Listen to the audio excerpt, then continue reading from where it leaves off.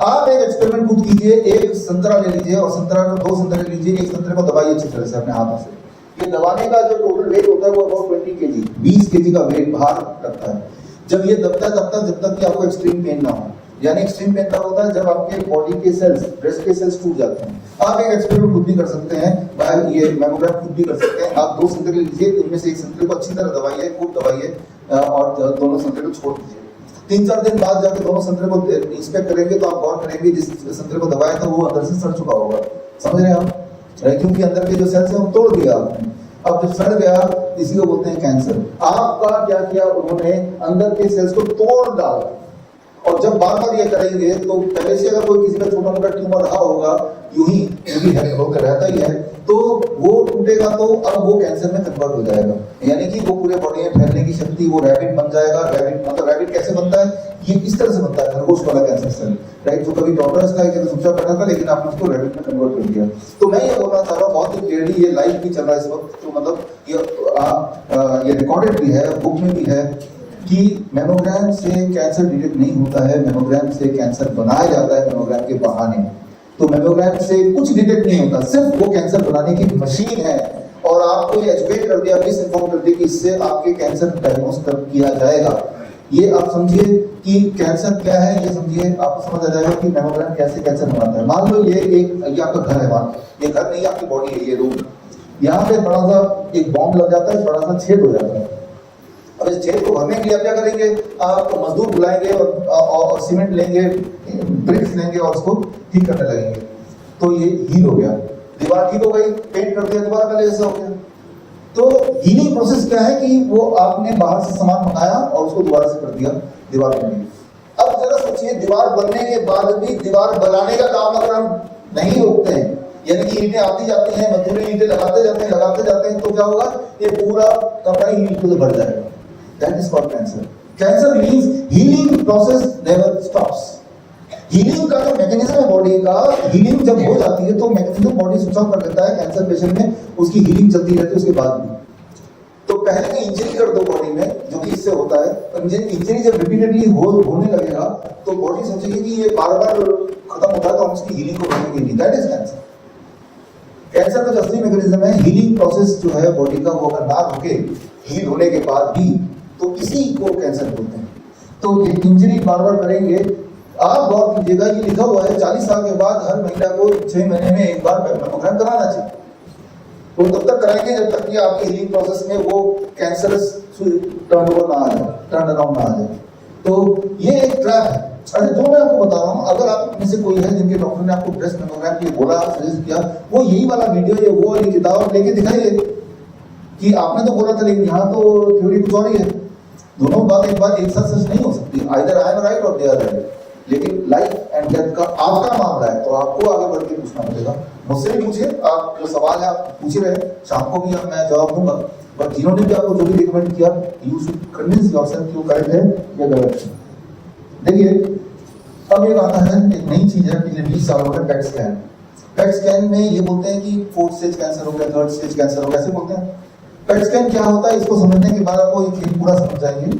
PET scan के चक्कर में हमारे एक रेडियोलॉजिस्ट से उनकी झगड़ा भी हो गया और वो ये हॉस्पिटल छोड़ के भी चले गए, क्योंकि वो रेडियोलॉजिस्ट खुद ही हैं। तो उसकी बात छोड़ के पहले इस पे आते हैं। लेकिन पेट स्कैन ऐसा कुछ है जैसा आप देख रहे हैं, और वो क्या, आप 3rd स्टेज कैंसर पेशेंट है, 4th स्टेज कैंसर पेशेंट है, ऐसा लगता है कि 4th स्टेज मतलब बनने वाले हैं। जबकि वो इंसान को देखेंगे उसमें कोई भी दिक्कत नहीं है, वो दौड़ के आता है और वो सारे काम कर पाता है, उसमें कहीं कोई पेन नहीं है, कहीं कोई ट्यूमर ग्रोथ नहीं है। लेकिन पेट स्कैन बोल रहा है कि आप 4th स्टेज कैंसर है। पेट स्कैन क्या है, इसको समझने की कोशिश करते हैं। पेट स्कैन ये है कि आपके बॉडी के अंदर इंजेक्ट करते हैं FDG, fluoro dioxide glucose, glucose. Glucose word तो आपको फेमिलियर लग रहा है। ग्लूकोज मतलब शुगर, राइट, जो आपके ब्लड में ऑलरेडी है और आपके हर सेल को शुगर की जरूरत है। तो वो शुगर की जरूरत है। इस वक्त भी जब मैं बात कर रहा हूँ आपसे तो मेरा मुंह ज्यादा चल रहा है, तो जाहिर सी बात है यहाँ पे ज्यादा शुगर वो वाले मसल्स खा रहा होगा। लेकिन यहाँ पे वो वाले मसल ज्यादा शुगर खा रहे हैं, हमें कैसे पता चलेगा? तो शुगर के साथ, ग्लूकोज के साथ रेडियोएक्टिव मटेरियल बाइंड करके भी ब्लड में डाल दिया। अब जब शुगर कहीं भी जाएगा, ट्रेवल करेगा, तो वो उधर रेडिएटिव मटेरियल भी ट्रेवल करेगा। रेडिएटिव मटेरियल आप 8th क्लास में पढ़ा होगा, वो चमकता है। अगर हम रेस डालते हैं तो बाहर से रेडिएशन से उसकी चमक को इस तरह से कैद करेंगे, और जहां पे ज्यादा चमक आप देखेंगे, इसका मतलब वहां पे ज्यादा शुगर की खपत हो रही है। एक थ्योरी निकाल दी गई है कि जहां पे ज्यादा शुगर की खपत हो रही है वही कैंसर सेल मान लेंगे। ऐसा एक हाइपोथेसिस बना दिया।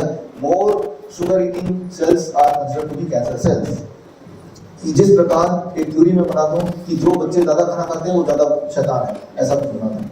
तो आप देखेंगे कि हाँ, कुछ बच्चे ऐसे होंगे जो ज्यादा भी खाना खाते हैं और शैतान भी हैं, बट आप ऐसा भी देखेंगे कुछ बच्चे होंगे जो खाना बहुत कम खाते हैं तो भी शैतान है। तो सेम है, ऐसे हाइपोथेसिस बना दिया। और जहां जहां चमक देखेंगे, जैसे यहाँ पे ऊपर देख रहे हैं, नीचे देख रहे हैं, एक जगह चमक देखेंगे तो उतना, या 3 जगह चमक दिख रही है तो आप बोलेंगे 3rd स्टेज कैंसर पेशेंट। लेकिन इंटरेस्टिंग बात यह है कि मान लो जैसे मैं अभी अपना पेट स्कैन कर रहा हूँ, जबकि मैं 1 घंटा बोल चुका हूँ, तो अब मेरे पेट स्कैन में जो चमक कहाँ पे आएगी, इधर आएगी, क्योंकि ये वाले सेल ज्यादा थक गए हैं। तो वो बोलेगा आपको कोडल कैंसर हो चुका है। मैं बोलूँ मैंने तो कुछ ठीक है, नहीं ये पेट स्कैन बता रहा है, इसके बाद मानेंगे, आपके बाद माने तो आप हथियार डाल देंगे, हाँ इसी की बात मानते हैं, कीमोथेरेपी कराओ फिर, राइट। उस पर हम आएंगे थोड़ी देर में, राइट। तो ये एक वेरिएबल है। बॉडी का जिस ऑर्गन को ज्यादा भूख लगेगी वो बदलता रहता है डिपेंडिंग ऑन आप कौन सा ऑर्गन यूज कर रहे हैं। आप एक्सपेरिमेंट करके देखिए, अपने हाथ को कौन सा, आप एक्सरसाइज कीजिए, आप पेट स्कैन कराइए, यहीं कहीं आपको ज्यादा खबर दिखेगी, चमक दिखेगी। दैट कीप्स ऑन चेंजिंग, वो एक जैसा नहीं रहेगा, राइट। मान लो आप साइकिल चला के गए पेट स्कैन कराने, तो आपकी प्रोस्टेट चमकीला दिखेगा। ये जो मैं बता रहा हूँ ये मेरी ओपिनियन तो है ही, ये रिकॉर्डेड है, और वो रिकॉर्डेड वो आपके बुक में ऑलरेडी डाल दिया मैंने, कि जब भी आप पेट स्कैन कराने जाएंगे उससे पहले कौन सा वाला एक्टिविटी किया था उस पर निर्भर करता है कि कहाँ पे चमक होने वाली है, और वो की पहुंचेगी हर बार पेट स्कैन में चेंज होगा। तो पेट स्कैन जो वो ये नहीं बता रहे कौन सा सेल कैंसर सेल है, वो ये बता रहे कौन से सेल को ज्यादा भूख लगी, इतना बता रहा बस। और वो भूख लगती है, निर्भर करता है कौन सा सेल ज्यादा यूज कर रहे हैं। आपने पेट स्कैन से पहले कौन सी वाली एक्टिविटी करा करके आए थे, आप जिम जाके आए थे, आप साइकिल चला के आए थे, आप ज्यादा उनसे बात करके आए थे, इस पर निर्भर करता है। ये तो एक बात की इसमें reliability factor is 0, negative. On the contrary एक और इंपॉर्टेंट बात है कि आपने पेट स्कैन किसी ने कराया तो आपने साइन किया होगा कि पेट स्कैन कराने के दौरान मेरी मौत हो गई तो कोई दिक्कत नहीं है, मैं जिम्मेदार हूँ। तो पेट स्कैन का डेथ से रिलेशन है। ये भी लिखा है कि पेट स्कैन कराते हुए कराने के 7 दिन तक आप प्रेग्नेंट महिला छोटे बच्चों के आसपास नहीं जा सकते, क्योंकि आपके बॉडी में फ्लोरोडाक्सी ग्लूकोज घूम रहा है जिससे उनको कैंसर हो सकता है।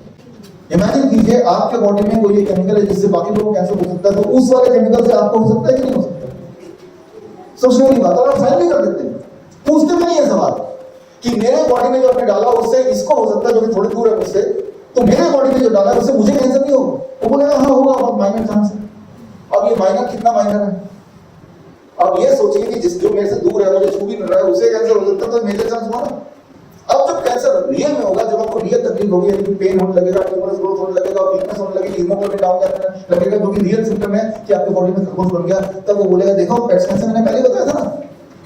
पहले तो ग्रीन कर देगा, फिर बोल रहे हम पहले बताया। तो ये मैं ये बोलना चाह रहा हूँ कि कैंसर है कि नहीं है रिस्पेक्टिव दैट पेट स्कैन नहीं कराना चाहिए, क्योंकि इससे आप कैंसर पैदा करने के खास तौर पे एक्टिव मेटल बॉडी में डाल रहे हैं। क्लास 8 के अगर स्टूडेंट है, आपने 8 में पढ़ाई की है तो आपको पता है कि रेडियो एक्टिव मेटल से कैंसर होता है, राइट, और बहुत ज्यादा होता है, वो एक मेन फैक्टर है। तो उसको बॉडी में डाल रहे हैं, लिख के भी दे रहे हैं, साइन भी कर रहे हैं, फिर भी उसी पेट स्कैन को बेस बना के बोल रहे हैं तो 4th स्टेज कैंसर पेशेंट।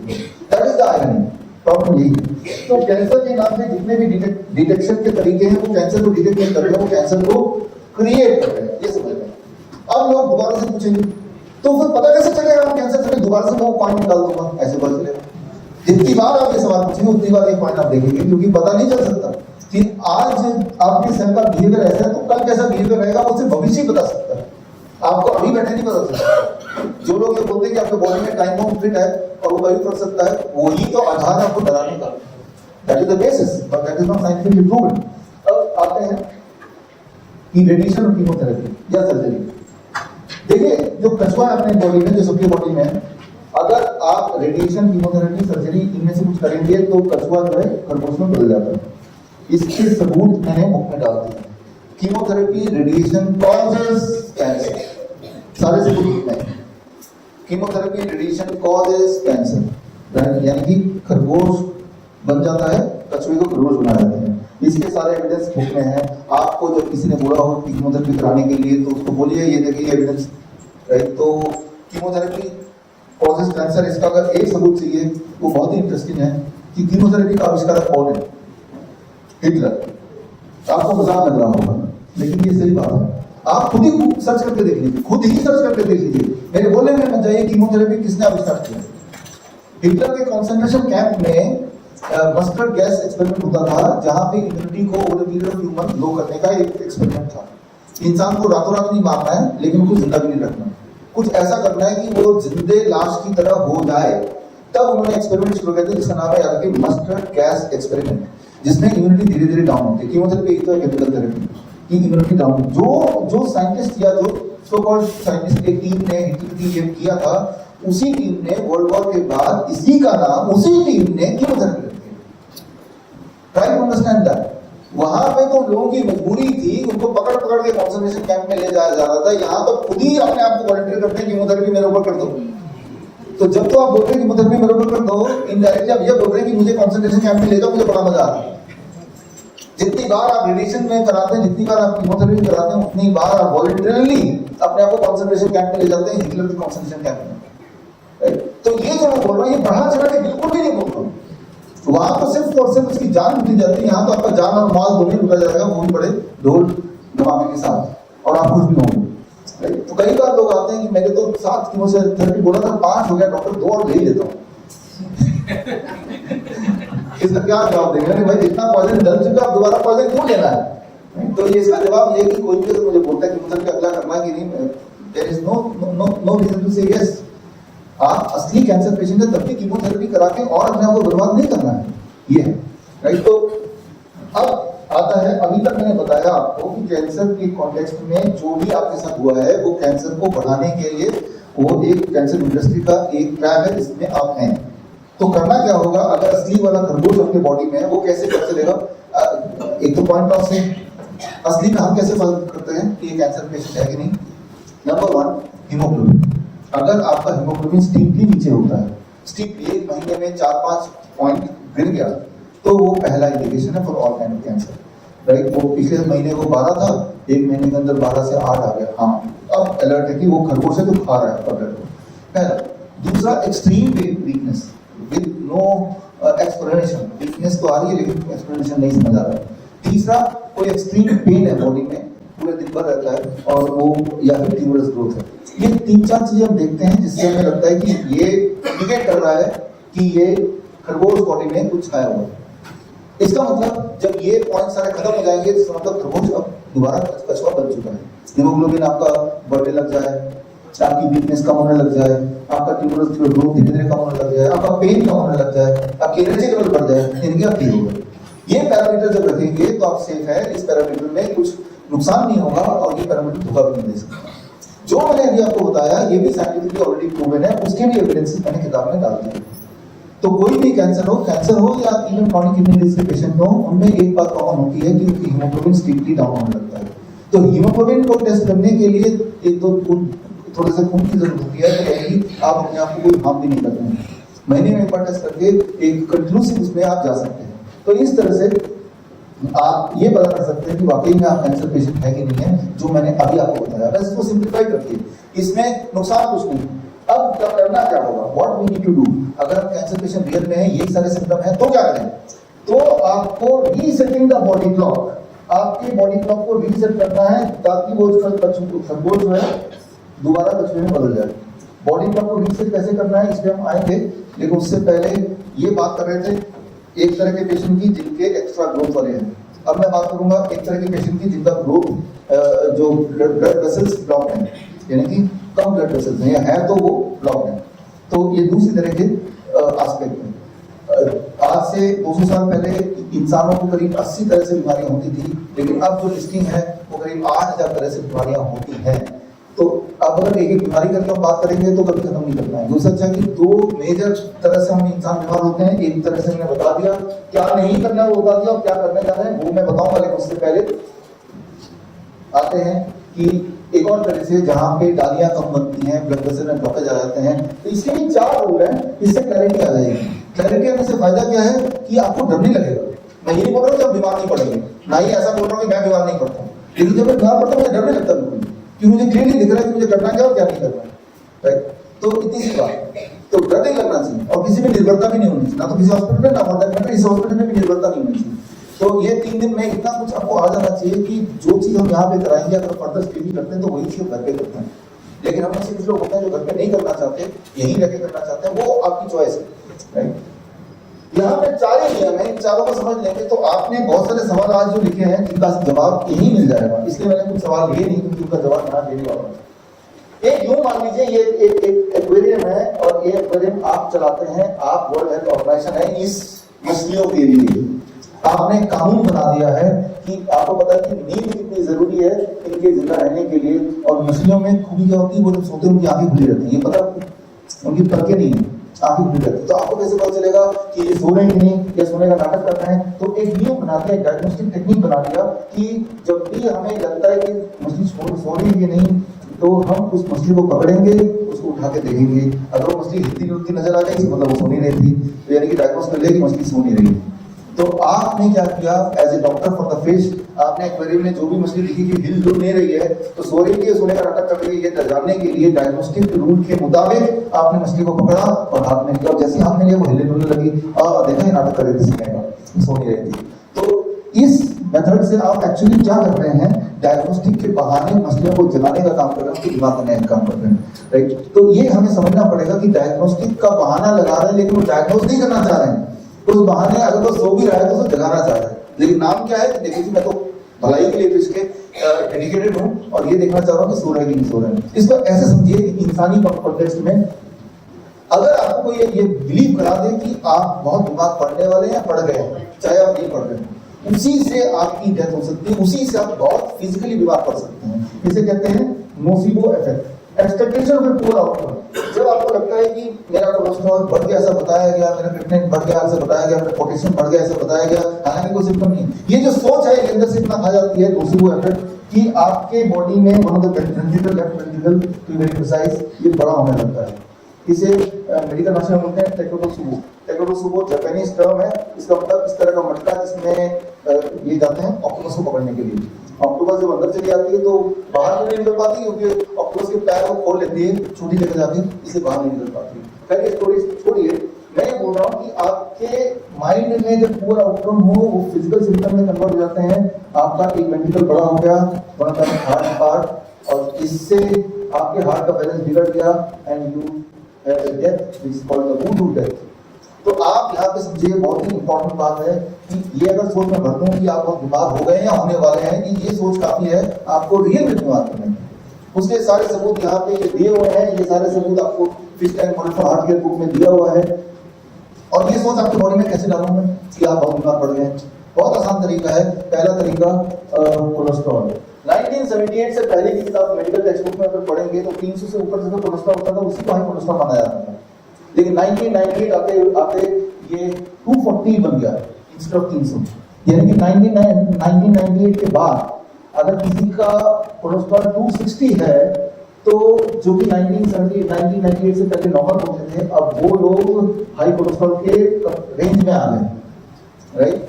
यानी कि उन लोग बोलेंगे आप तो बीमार पड़ जाएंगे, आपका हार्ट फेल होने वाला है, इन लोगों को जो 1998 जब से पहले तो नॉर्मल माने जाते थे। और आगे जाते जाते एक टाइम आया जब 200 को नॉर्मल कर दिया गया। ये 200 आप देख रहे हैं। और अब क्या है कि 40 साल से ऊपर कोई भी इंसान मिल जाए तो उसको कोलेस्ट्रॉल की दवाई देना है, यानी कि किसी का नॉर्मल कोलेस्ट्रॉल हो ही नहीं सकता, ऐसा मान लिया जाए। तो आप देखिए कि जितना इसके गोलपोस्ट को छोटा करते जा रहे हैं उतने हेल्दी लोग कन्वर्ट हो रहे हैं बिना किसी हेल्थ इशू के इनटू ए पेशेंट, राइट। यूं मानिए कि आप एक फुटबॉल प्लेयर हैं, आप हारना नहीं चाहते तो चालाकी से आप हर बार अपना गोलपोस्ट को छोटा करते जा रहे हैं। एक टाइम आएगा कि गोलपोस्ट इतना छोटा हो जाएगा कि फुटबॉल के साइज से भी छोटा, यानी कि दुनिया का बड़ा से बड़ा खिलाड़ी भी आपको हरा नहीं पाएगा। तो वही वाला हाल है, चाहे वो हम कोलेस्ट्रॉल की बात करें, चाहे वो थायराइड की बात करें। 2003 से पहले ये रेंज था थायराइड का, और 2003 के बाद थायराइड के रेंज को कोलेस्ट्रॉल की तरह स्क्वीज कर दिया गया। यानी कि 2003 से पहले 5 को नॉर्मल मानते थे, तो 2003 के बाद दोबारा किसी के 5 आएगा तो उसी को हाई कोलेस्ट्रॉल मान के दवा पकड़ाते। थायराइड की दवा की दिक्कत क्या है, वो हार्मोन, एक हार्मोन को जो कंट्रोल करता है बाकी 52 हार्मोन बिगड़ जाता है। जिस तरह से मान लो तालाब में एक पत्थर मारेंगे तो पूरा तालाब में जितनी मछलियां सब बिगड़ जाएंगी, सब डिस्टर्ब हो जाएंगी, राइट। तो वो एक थायराइड के लिए जो मेडिसिन है वो उस पत्थर मारने के बराबर है, बॉडी के अंदर पत्थर मारने के बराबर है।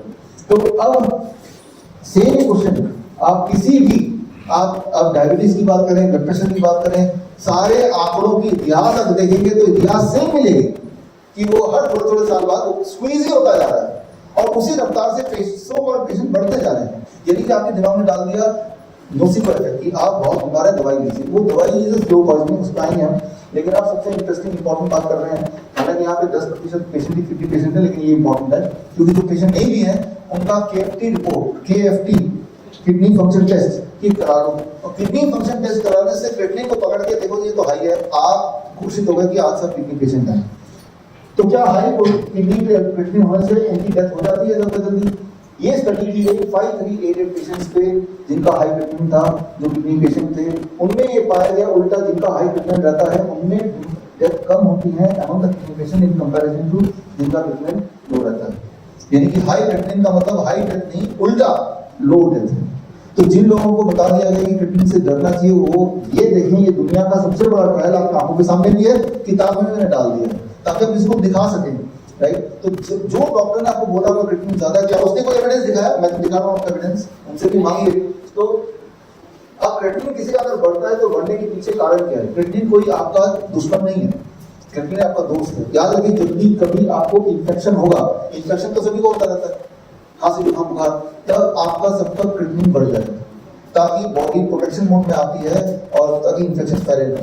जिस तरह से जब भी कभी आपको कोई इन्फ्लुएंजा होगा, फ्लू होगा, तो आपका बुखार आने लगता है, टेम्परेचर बढ़ जाता है। टेम्परेचर अपने आप में कोई बीमारी नहीं है, टेम्परेचर आपका बॉडी का एक टूल है, हथियार है।